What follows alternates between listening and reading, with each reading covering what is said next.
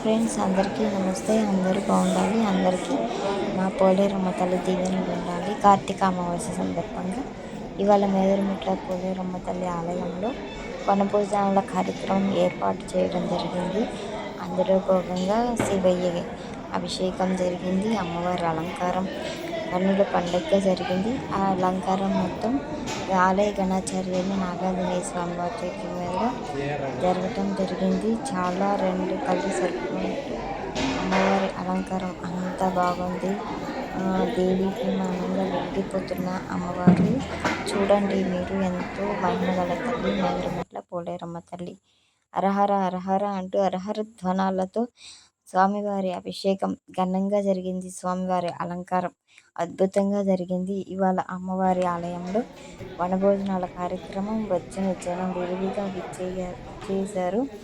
అందులో భాగంగా అమ్మవారికి అమావాస్య వనభోజనాల సందర్భంగా అరిటాకులో భోజనం పెట్టి నేల మీద భోజనం చేయాలంట. అందుకని అలా చేశారు. విరివిగా జనం పాల్గొన్నారు. ఓం నమ శివాయ, ఓం నమ శివాయ.